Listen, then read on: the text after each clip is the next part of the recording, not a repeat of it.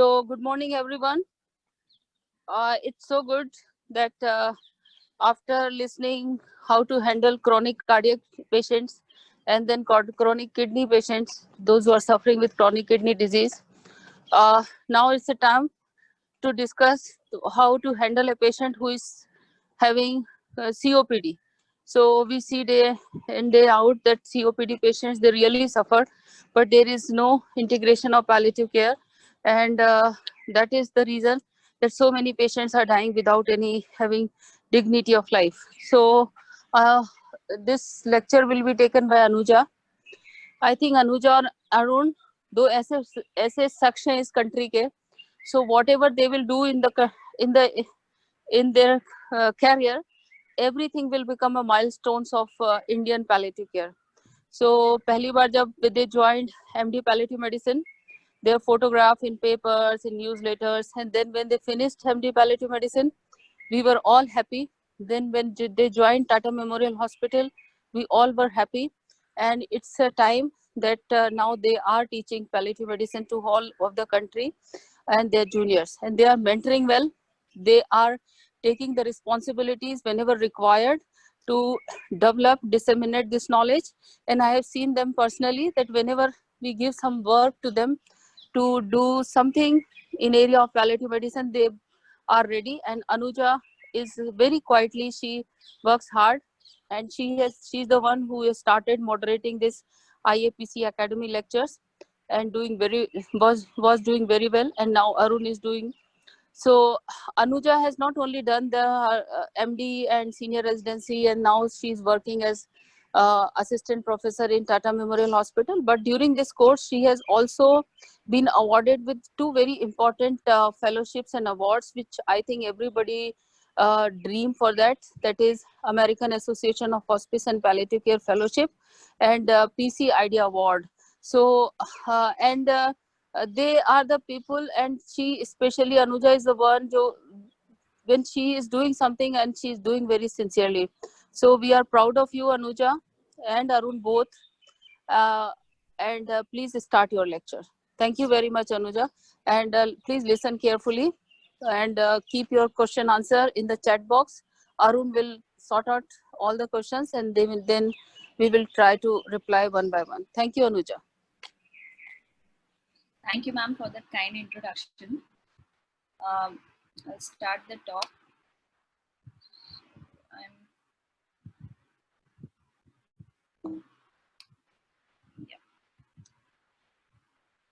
So when we talk about COPD, as madam correctly mentioned, that this is very under-recognized area, and a lot of people are facing problems in death and dying.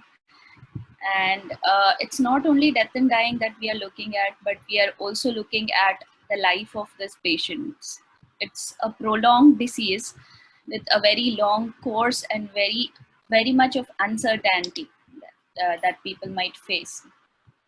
The people living with COPD the numbers are really high. The burden is really very high. It's not an iceberg. It's actually a volcano. Because people are dying, and they are dying with a lot of psychological, physical, and also a lot of spiritual and social concerns.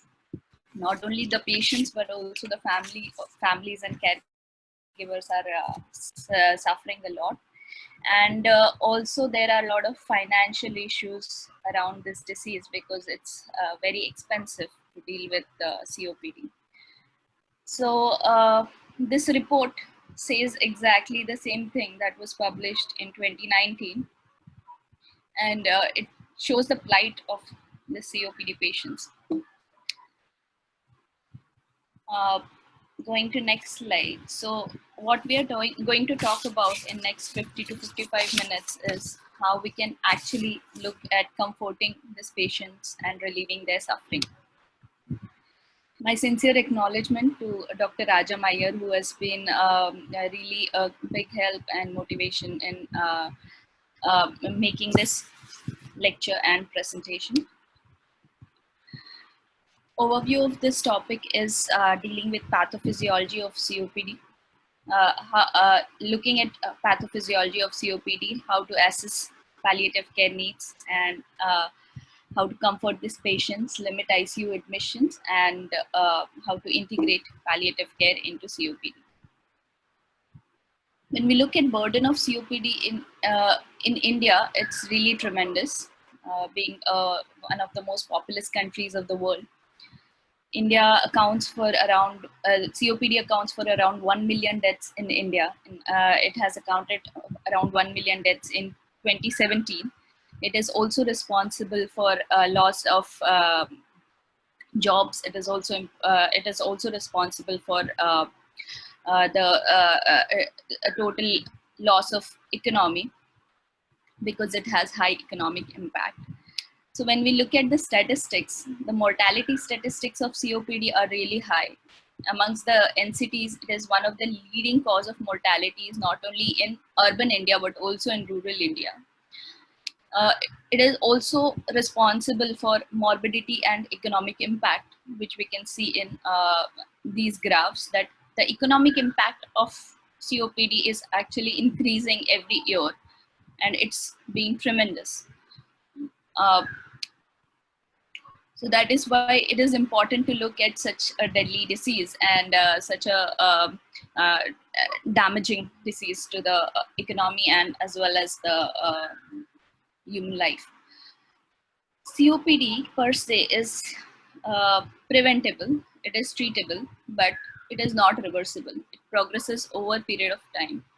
And it is characterized by small airway damage and alveolar damage, mainly caused by smoking and environmental factors. And these are the risk factors which are specific to India that we can see.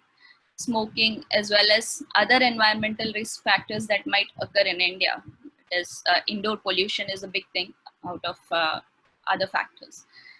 And it might be caused genetically because of alpha-1 antitrypsin deficiency. Also, it might be caused by the lung damage which is caused during the childhood infections if they are not treated well.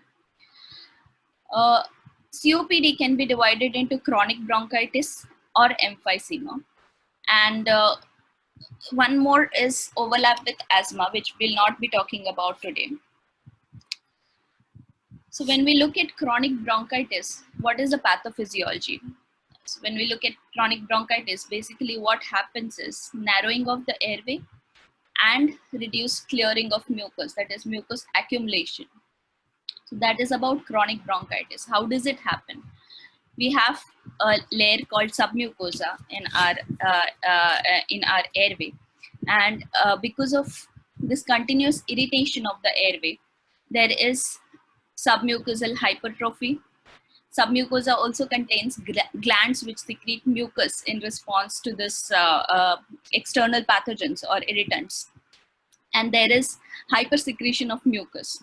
Along with that, these goblet cells and the epithelial cells, which have the cilia, these are damaged because of continuous inflammation and irritation, and there is loss of mucosal clearing as well. So mucus cannot clear, mucus gets accumulated, there is hypertrophy, narrowing of the lumen, and there is mucus plug formation, which might cause decrease of inspiration, which will cause further hypoxia, and it will also cause reduction in outflow of air, causing CO2 accumulation that might cause a lot of hypercapnia. So hypoxia is primarily seen early in cases of chronic bronchitis. Whereas when we come to the pathophysiology of emphysema, what really is seen is there is destruction of elastin by these proteases that are secreted by neutrophils, and neutrophils are actually recruited from blood by macrophages, which engulf this noxious stimuli which occur in the airway. And these elastases or proteases will actually damage the elastin in the airways, which is responsible for recoil of this airways during the expiratory phase. So what happens is there is collapse of airway during the expiratory phase, and there is accumulation of CO2 inside the alveoli, causing, and further damage of elastin also will cause destruction of alveolar wall or septae, and it will also cause expansion of the alveolar space. So mainly it is characterized by lot of destruction of alveoli as well as hypercapnia, because when we expire the airway will collapse, it will not be able to maintain the lumen because of loss of elastin. So that will also cause a lot of air trapping and cause hypercapnia. So this is a pathophysiology. And what happens is ventilation perfusion mismatch. So when there is loss of when there is less oxygen coming in response to that there will be constriction of pulmonary vasculature causing pulmonary hypertension, further leading to back pressure on the right ventricle causing cor pulmonale, which is a life threatening complication of COPD, and this might lead to death and other complications as well, like edema, renal and hormonal changes, etc.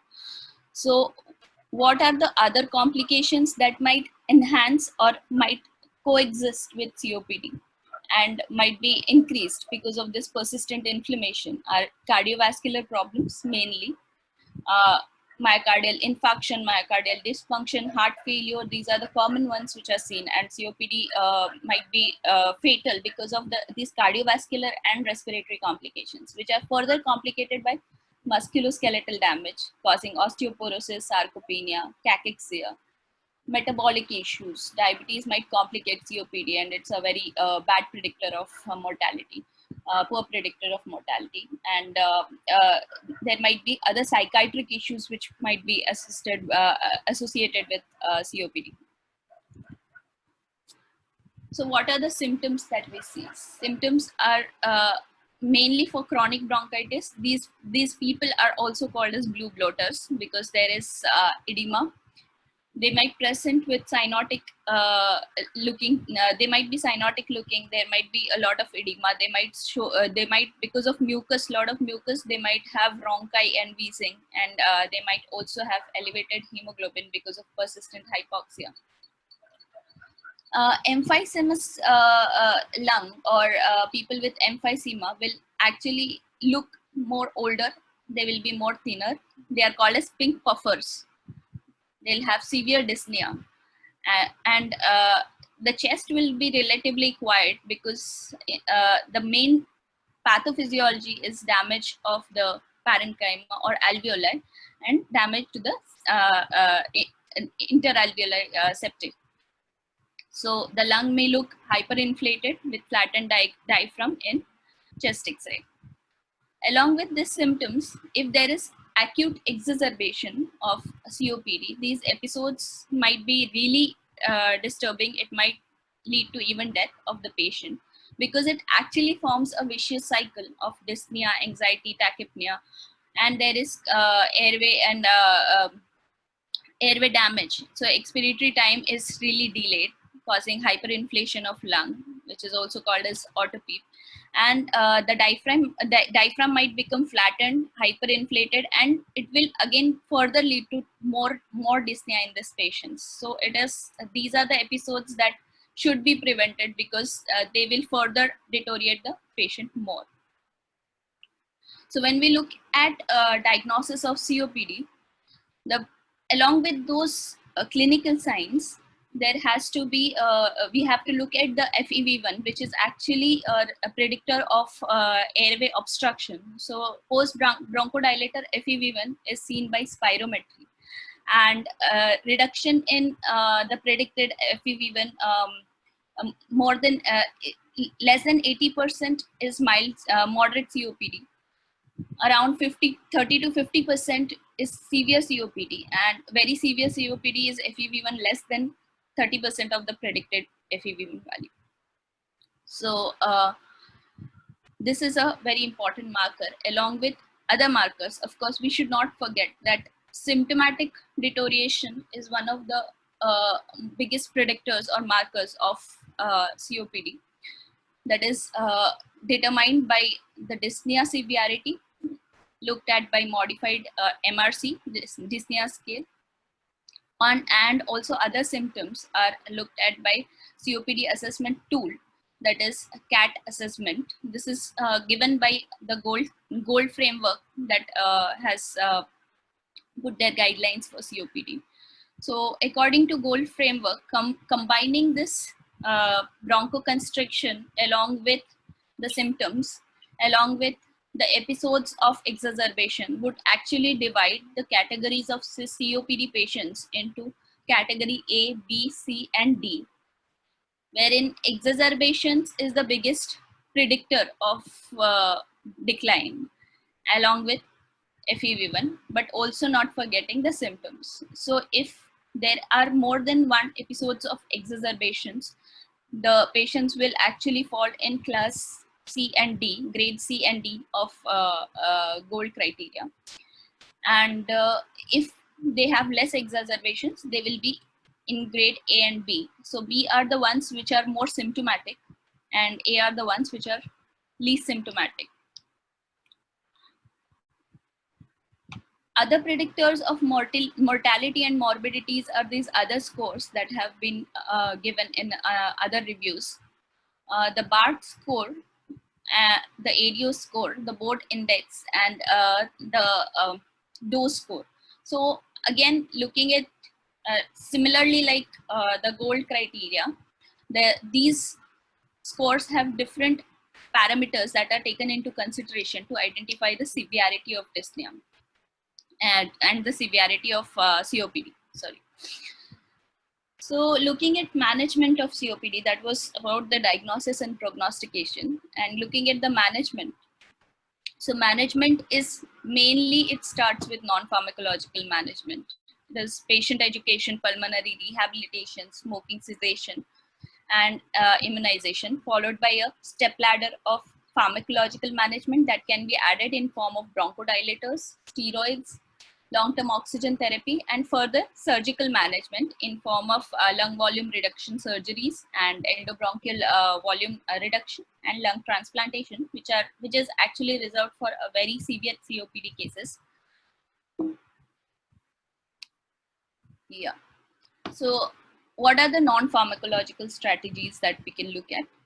Smoking cessation, reduction in physical activity and modifying it according to the capacity of the patient, pulmonary rehabilitation programs, and we'll talk in details about what are the components of pulmonary rehabilitation, self-management and education, nutritional support, vaccination, oxygen therapy, and further palliative and end-of-life care, which have been added in COPD guidelines by GOLD, but it's not still present in COPD guidelines by Indian societies. So what are the pharmacological targets? So as I told, it was bronchodilators and steroids have a major role to play. So bronchodilators in form of beta-2 agonists, so both short acting and long acting, which can be given in form of inhalers. It can also be anticholinergics, which can be given in form of inhaler. So dual therapy is primarily used along with steroids whenever there are exacerbations. So steroids are not regularly indicated in COPD. So that is a primary difference in management of COPD and asthma, because asthma, steroids are the first drug of choice, whereas COPD, the first drug of choice are bronchodilators, because of that different pathophysiology that is present. There is more neutrophil burden in COPD and more bronchoconstriction. So we have to relieve that. Other targets that can be potentially helpful is reducing systemic inflammation, reducing mucus hypersecretion, and mucosal enhancing more of mucosal clearing by mucolytics like N-acetylcysteine. Of course, the surgical management, regeneration. So lung regeneration drugs are actually not not really recommended, but they are some potential targets and they are under investigations. There are other drugs that can be used. So gold framework actually, gold guidelines actually recommend use of anti-infectives in form of macrolide antibiotics like azithromycin for smokers especially. Then PD4 inhibitors in form of rofilumast and other anti-inflammatory drugs. Some of the under investigations under investigation drugs are monoclonal antibodies for it is acting against the cytokine cytokine receptors and reduce the inflammation and reduce the body reactivity. So as I said, we'll be talking in detail about pulmonary rehabilitation, which forms a big basis of management of COPD. So of course, we first look at the non-pharmacological management, wherein it consists of exercise training, endurance training, increasing muscle strength, increasing respiratory muscle strength. It is breathing training, and we can use other non-pharmacological methods in form of physiotherapy, postural drainage, peripheral neuromuscular stimulation. Then we can use smoking cessation as a main crux, and education and self-management strategies. Nutritional counseling is one of the major parts of pulmonary rehabilitation. And we also have to look at medication compliance and advanced care planning. So those are also the part of pulmonary rehabilitation programs.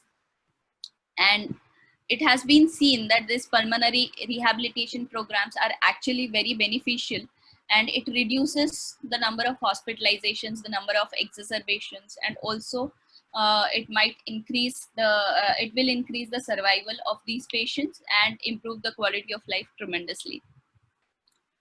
It will enhance the effect of pharmacological agents. So one of the important things that need to be checked in COPD patients is the technique of inhalers. So this is usually what happens is when we prescribe inhalers, we might not demonstrate the technique of inhalers. Even if we demonstrate it, we might not ask the patient to repeat or redo the thing in front of us. So that might actually cause a lot of confusion, and patient might not be taking the drugs correctly, which will further deteriorate the patient more faster.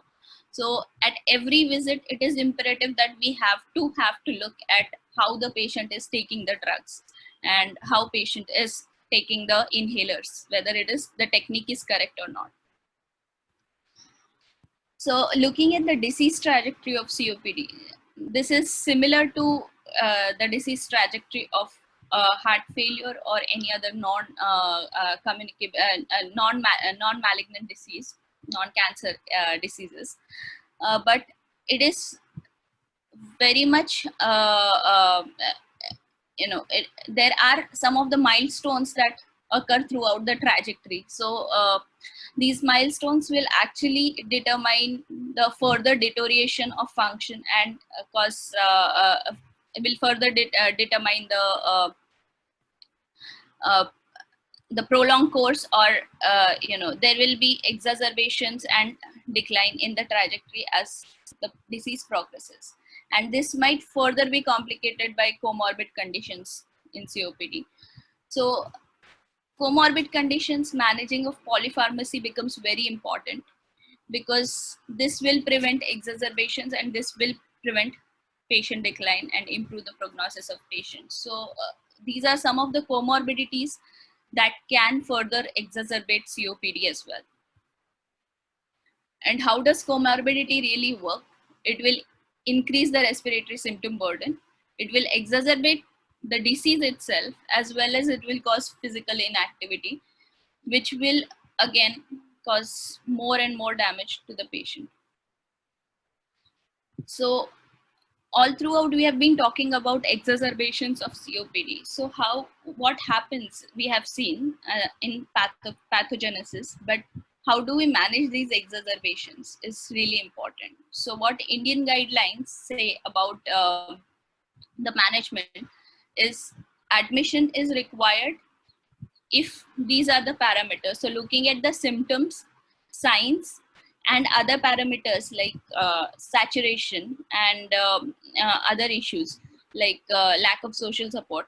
So based on these parameters, we decide whether we have to admit the patient or not admit the patient in hospital. After hospitalization, it is important that we see blood urea nitrogen, altered mental status, pulse rate, and of course the age of patient, which is the biggest predictor of mortality in these patients. So if these parameters, depending on these parameters, we decide after hospitalization that whether we have to keep these patients in medical ward or we have to keep this patient in ICU. So how do we manage these exacerbations is with the help of course, we rule out the other differentials like pneumonia, pulmonary embolism, heart failure, etc., which might look like exacerbation episode, but the pathophysiology might be different. Pathology underlying pathology might be different. So we have to manage these differentials along with management of exacerbations in form of systemic and inhaled steroids, inhalational bronchodilators, antibiotics like macrolides, which are the most preferred antibiotics in management, that is azithromycin. Oxygen is a very tricky thing in COPD. So once a patient comes with exacerbation and dyspnea, the first response of emergency care nurse or emergency department nurse would be just to go and put the patient on oxygen and try to bring the saturation to 100%. But this might be detrimental for this patient of COPD. So we have to know that we have to maintain the oxygen saturation between 88 to 92%. What will happen if we give excess oxygen is, if we give excess oxygen, there will be pulmonary vasodilation and it will increase further dyspnea. It will also reduce the respiratory drive further, and this patient might, the oxygen might be very detrimental because patient might further become more dyspneic, or there will be reduction in respiratory drive and become more hypercapnic. So it is important that we maintain the saturation of oxygen between 88 to 92%. BiPAP, high flow nasal oxygen, and if required, mechanical or invasive ventilation can be used. So what are the indications of BiPAP and high flow nasal oxygen? So BiPAP is indicated if there is, so first thing we have to try with non-invasive methods, that is BiPAP. In any patient who would require immediate intubation, which is unstable patient, we'll go for mechanical ventilation. High flow nasal oxygen can be used where BiPAP is not really possible to give. So there are certain specific indications of intubation that have been given, like patients with multi-organ failure, patients who are not protecting their airways and have excessive secretions and there is a requirement of secretion management, patients with respiratory and cardiac arrest, patients with clinically deteriorating, who are clinically deteriorating in spite of giving them BiPAP or high flow nasal oxygen, and patients who are on BiPAP but are not getting weaned off BiPAP for more than 2 days. So these are the particular areas where we'll actually consider patients where we'll actually consider mechanical ventilation and shift them to and intubate these patients. So after seeing management, we also have to know what are the predictors of mortality in hospital for these acute episodes of COPD. So objective predictors, which have been recommended by Royal College of Physicians, are respiratory rate, oxygen saturation, systolic blood pressure, pulse rate, level of consciousness, and temperature. So monitoring.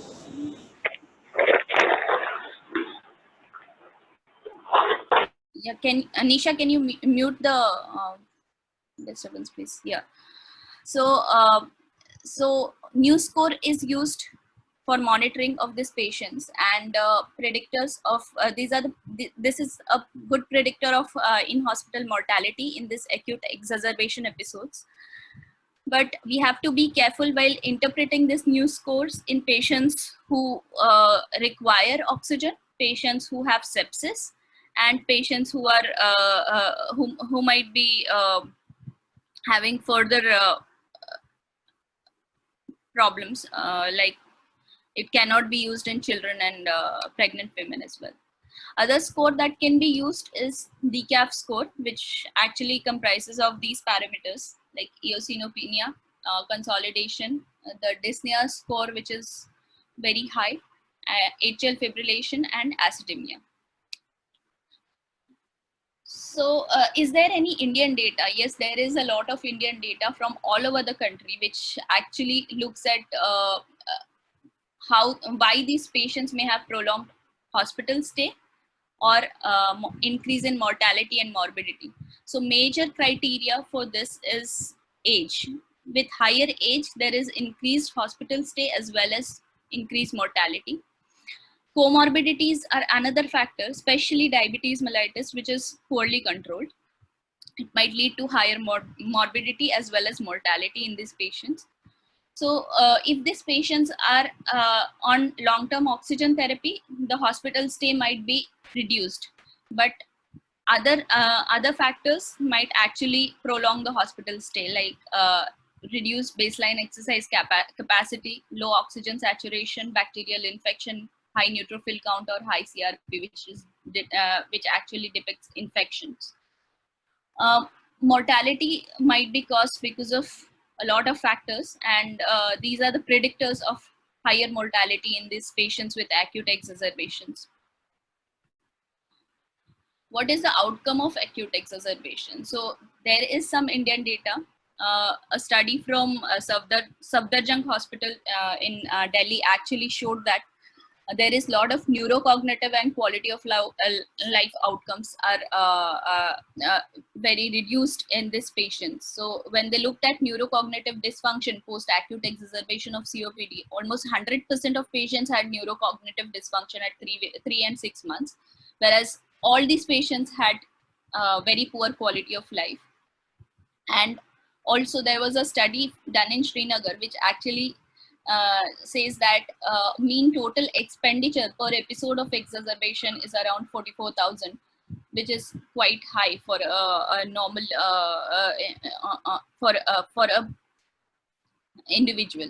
So there is high cost of this exacerbation as well as decline in physical function as well as quality of life and neurocognitive function. So it is important that we prevent these exacerbation episodes.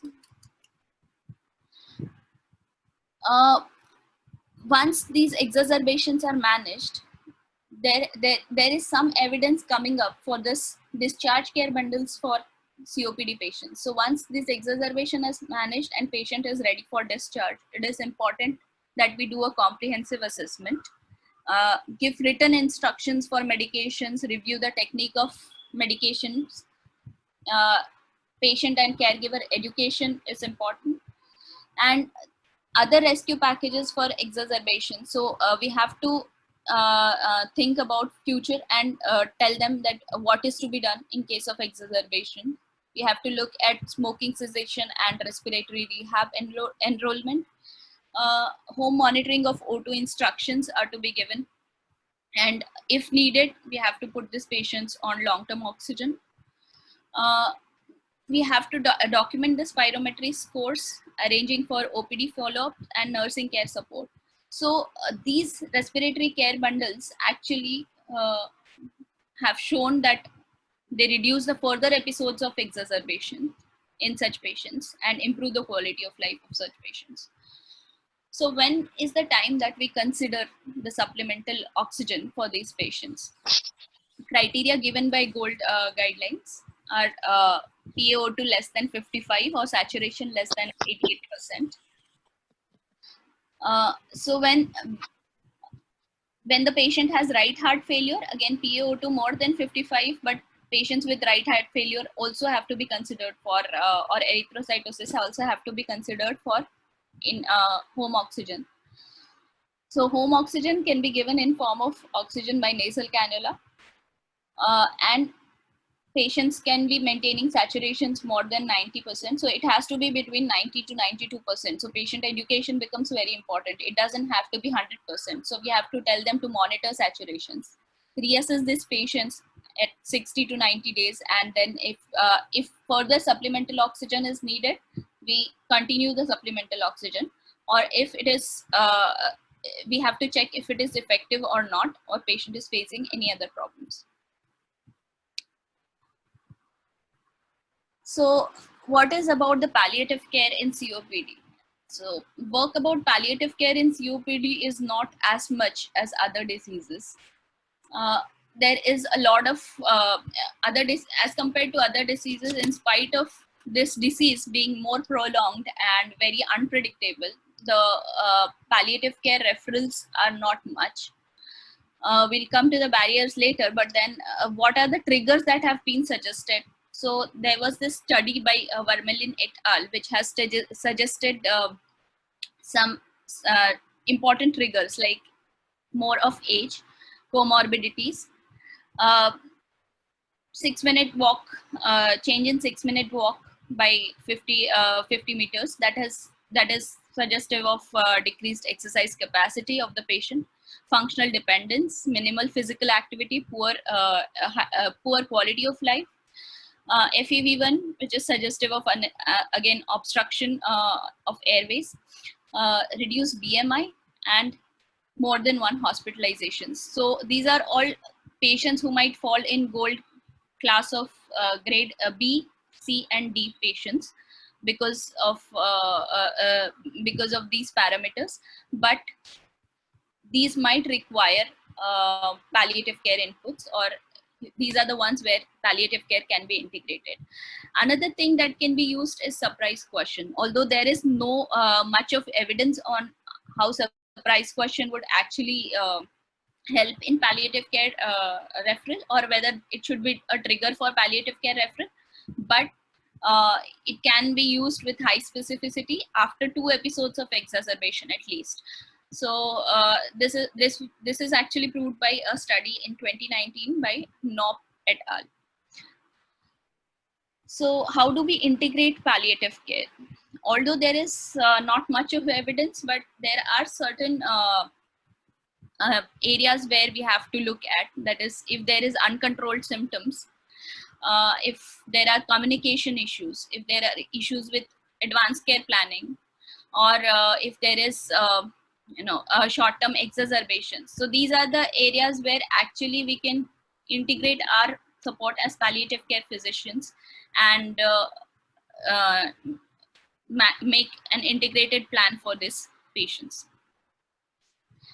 So is there something that is unmet for these patients? And we have to focus on, of course, as palliative care, we focus more on quality of life and symptom management. And there is a tremendous unmet need in terms of quality of life and symptom management. The evidence exists from Western literature as well as Indian literature. So they show that these patients have poor quality of life in terms of physical, psychological, and social, and also spiritual issues.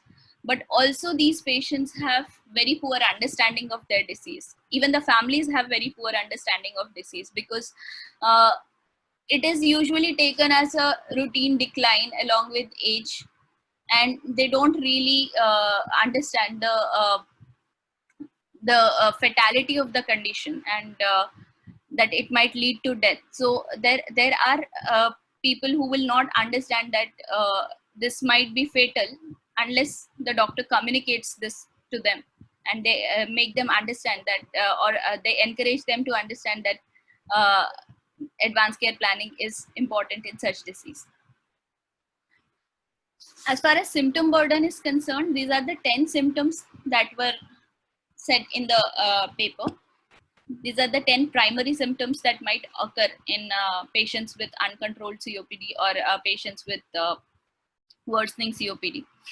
So breathlessness, of course, is the first and foremost symptom that has to be managed. It might be present in around 100% of patients with COPD, followed by fatigue, anorexia, which again are very high, pain, depression, anxiety, cough, insomnia, or daytime sleepiness due to hypercapnia, dry mouth, and sexual dysfunction. So these were the 10 important symptoms that were recognized.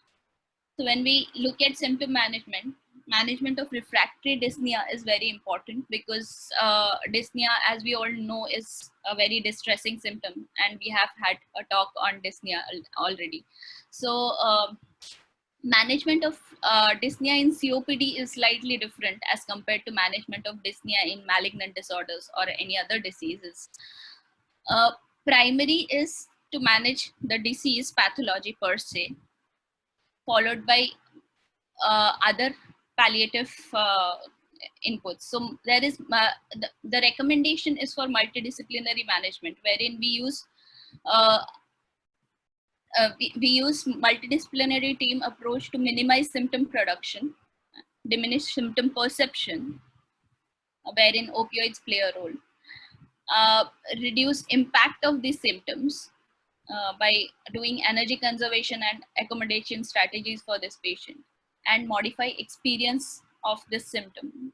So we have to communicate again. Communication is the thing that can help, and we have to formulate some plans for exacerbations. So this is multidisciplinary management. Is there any evidence of opioids for use for dyspnea in COPD patients? Yes, there is a lot of evidence, but there are certain issues. So these are the articles that have been published in. These are all systematic reviews and meta-analysis that has been published over the years. So over past 20 years, there has been work going on for management of dyspnea, refractory dyspnea. So these are the reviews that were published, and how do we interpret these reviews as far as COPD is concerned? So use of opioids in COPD really is very questionable. Although these reviews show that there might be some mild improvement in breathlessness by using opioids, but still looking at the objective measures or exercise tolerance, it is found that it does not improve in these patients. There is no role of nebulized opioids to help for dyspnea, refractory dyspnea. Also, when we look at these studies have excluded patients with exacerbation or cardiac diseases, or patients with neuropsychiatric diseases, which might be on who might be on other neuropsychiatric medications. So these studies have actually excluded these patients, and also these studies were actually done for determining the effectiveness of opioids or efficacy of opioids for management of dyspnea. The sample size was small, because to determine the side effects, we have to have a bigger sample size, and these were actually done to actually evaluate the effectiveness of opioids and its benefit rather than side effects. So what could be the potential side effects? Potential side effects could be central respiratory depression. So it will reduce the central respiratory drive. It will cause more sedation. It will cause more cough suppression. These are the mechanisms by which actually opioids work to reduce dyspnea. But in patients with COPD, we have to be careful, because it might be causing further risk of aspiration, because already these patients have reduced mucosal clearing, and it might have negative immunomodulatory effects if opioids are used for a long time. For these patients, what these systematic reviews have said, that morphine can be used for breathlessness, but it has to be used in low dose. So very low dose of morphine, like 10 milligram per day, maximum increase till 30 milligram, have shown that it might have some benefit with obviously select group of patients.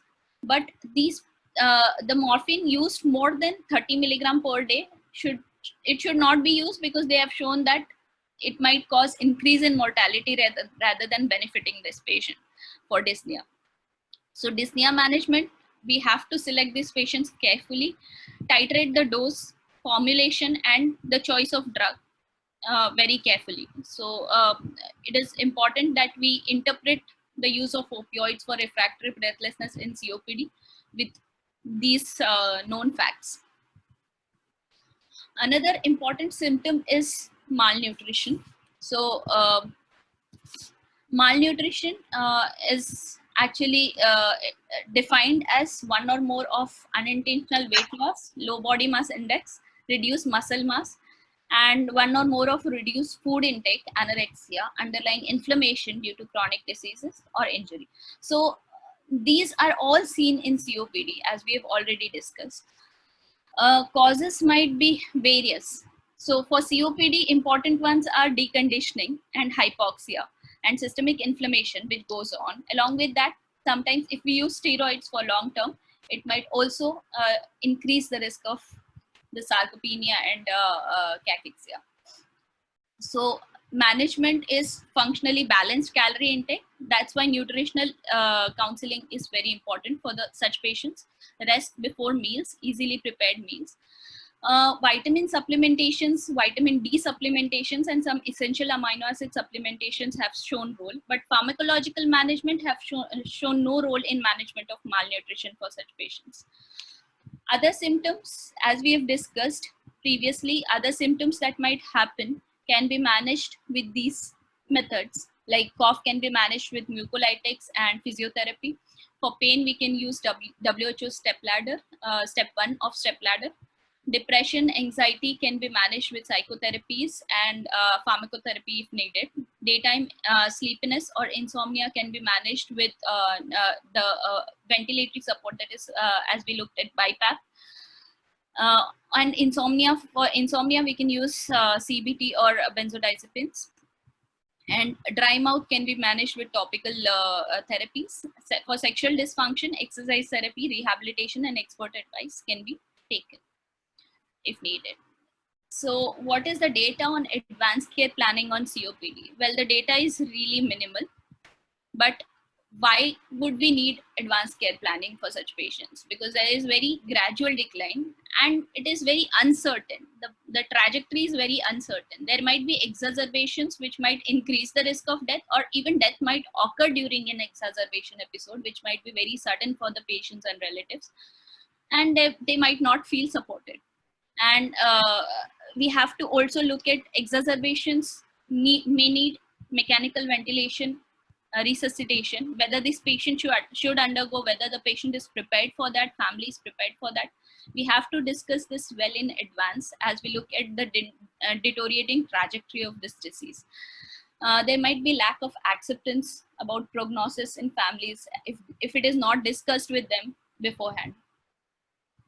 And also, what can we do for advanced care planning? We can provide them with information about disease diagnosis, prognosis, the progressive nature of this disease, discuss their uncertainties, discuss their psychological and social issues, discuss their treatment preferences, place of care, and also involve families, because many times families feel very isolated and they don't feel supported with the progress of such disease.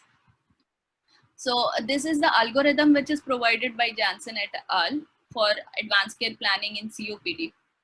Although this looks very simple and doable, but if we go into intricate details, probably it is something very complex, and the discussions might need repeat discussions even after starting the initial discussion. So the documentation might change, the preferences might change over a period of time, and we have to keep them updated by doing regular follow-up along with advanced care planning. So we prepare for the discussion, we actually discuss, and we follow up. And each time follow up is each time we follow up with changing preferences, we keep on documenting the preferences and communicating it to the primary care physician.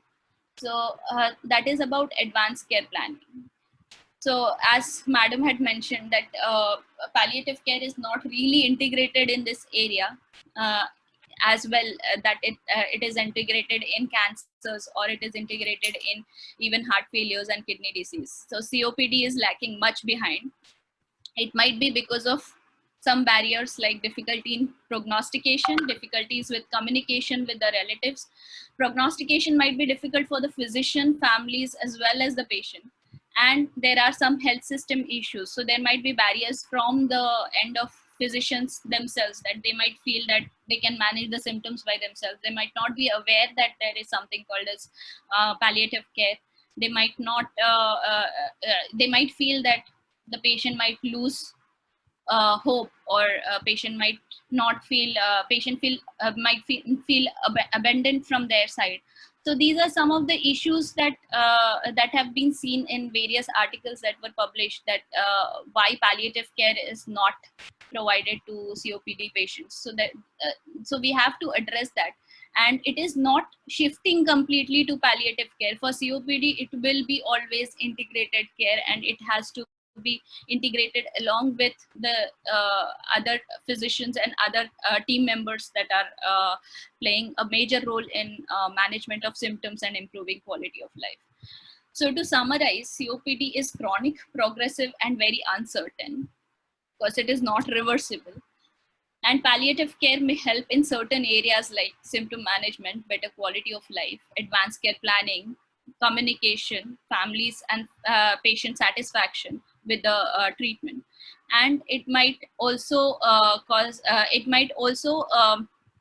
improve the overall quality of life of not only patients but also families. And also it has to be interdisciplinary disease management. So it is not only palliative care or not only chest medicine care, but it has to be integrated. It has to be two ways. And that is how we can help these patients who are actually suffering in silence, and the integration is very less in this area. Thank you very much. Thank you, Anuja. Arun, are there any questions? Yeah, thank you, Anuja. So, well done. One question is from Dr. Shobha.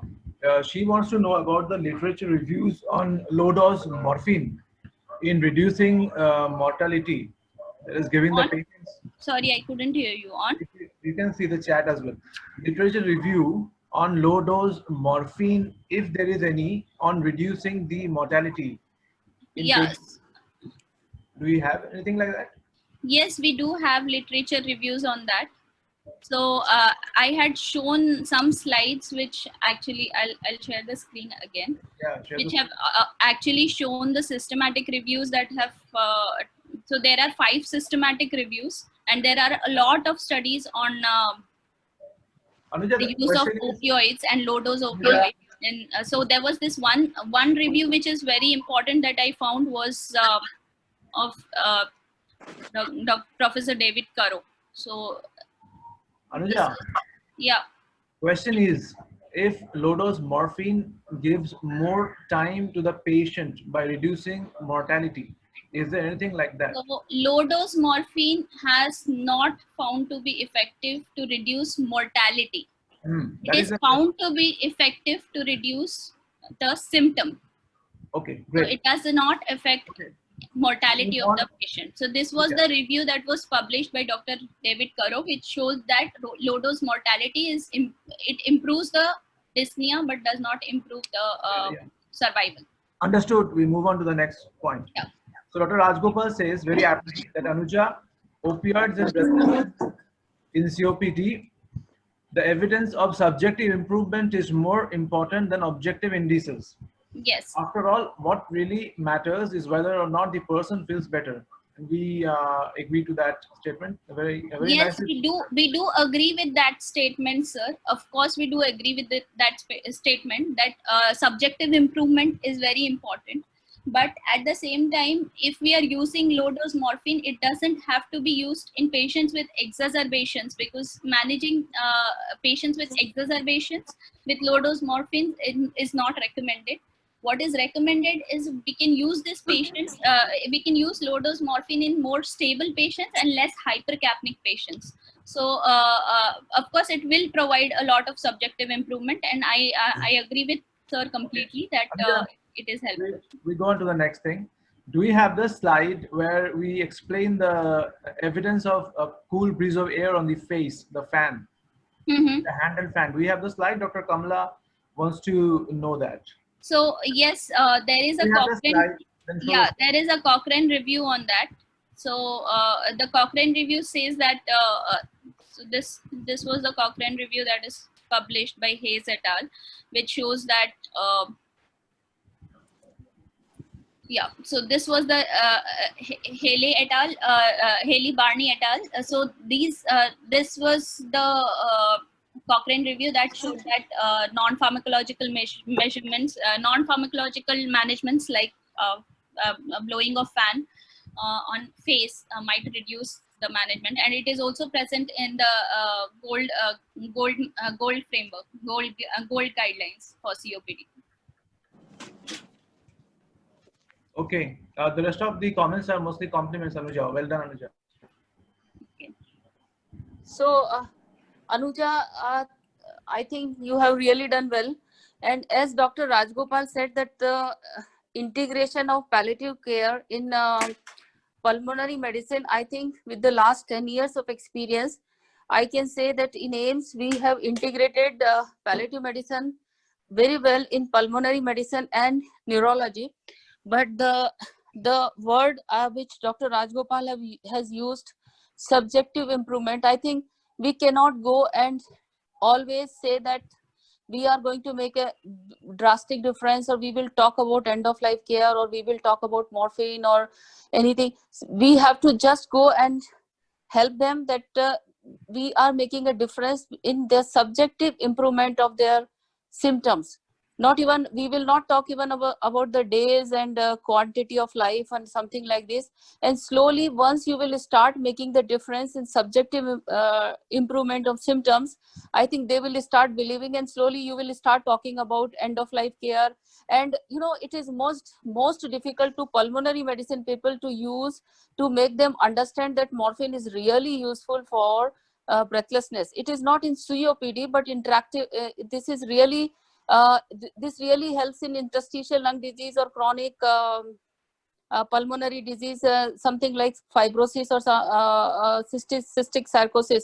So all these diseases, they are really, morphine is really helpful. And once we start morphine, we have to go there, we have to stay there, we have to follow up that patient, we have to monitor the side effects, because this does not happen that you just order and come. So Yes. once you are starting, you have to monitor, you have to follow up, and then you have to prove that, see, this symptoms has improved, see, the breathlessness improved, and they start thinking. And this is the way we can enter into the pulmonary physician's life. Otherwise, it is really difficult. I think it is difficult for us also to believe that this patient is not going to survive. Or Anuja has clearly said that expecting life more than 6 months or 1 year, it is just not possible. So I think subjective improvement every day, this is also a contribution that we are improving their quality of life. And once they are reaching to the terminal stage, automatically one patient you have given good end of life, not intubated, they will start thinking and they will start sending you calls. So we get a lot of calls, and we are doing a lot of studies with pulmonary medicine people. And I think slowly entering in their subject, and slowly making them believe that what we are saying is in favor of patient, it really works well. As I can say with our own experience in our department, the way we have entered in pulmonary medicine's day-to-day practice. Similarly, in other branches also we can enter, but only thing, we cannot dictate terms and condition of palliative medicine that this is the way we should treat. Ultimately, they don't have a basic concept of this, and we have to, right from the beginning, we have to explain them that what we are talking is something which is really important for the patient. Thank Yes. you, Anuja. Thank you, Again, ma'am. we are proud of our youngsters. Yes, yeah, please, you want to say something? Ma'am, I would like to invite Dr. Rajam as well to say her view, because she is a chest physician by training and she is practicing palliative care. She would also, I think, have some inputs as a chest physician, wearing her chest physician hat, to say something about management of. Definitely. Dr. Rajam, I think today's presentation was reflection of your mentoring, and the same thing that as Pankaj has acknowledged, uh, his mentoring by Nandini. I think the way the people are mentoring their juniors, I think it is commendable. And Dr. Rajam, I was, when she showed your first slide in your photograph, I knew that her presentation is going to be fantastic. And thank you very much for mentoring juniors like this. Thank you. And you please give your comments. Thank you so much, madam. First of all, I think I am the junior most in palliative care in this gathering. No. And Anuja has done this work on her own. It's just that she asked me, shared some points. The only thing I would like to say is that 4 years ago, when I was only practicing like a pulmonologist, I think we really did disservice to our patients, and it continues to happen in the training of pulmonary medicine. In fact, with Anuja and Nisha's permission, I also sent it to a group of chest physicians, but not many showed interest. So I think somewhere we really need to rekindle that interest of seeing the other side of what patients go through. And I have learned a lot in the past 4 years that by just asking the key valid points of how patient is coping with his breathlessness, with his life, with his activities of daily living, there is so much more that value you can add to a patient's life. Because very often now when I take a history of a COPD patient, the first thing he says is that he dies socially before his physical death, because the quality of life is only bed bound. He's totally dependent on his activities of daily living, and we as palliative care physicians can make a huge difference and inroads into the management of COPD. So at this point, what I would really like to share is I am trying to get inroad into the Indian Chest Society and see to it that they also have palliative care knowledge. And we really hope that next time when we have this session, we have chest physicians also on this, because they are the ones who really need to be converted. So it's my humble request that I'm going to try my best, like Dr. Bhatnagar has already done in Delhi. But I think we really need to do this because there's a whole lot of change in improvement, the quality of life of patients for COPD. So thank you so much for having this forum and me on it. And thank you, Anuja, for the opportunity. Once again, I think hats off to IAPC for all these brilliant academic sessions. It's really the way to go. Thank you so much. All of you have a great week and a good day.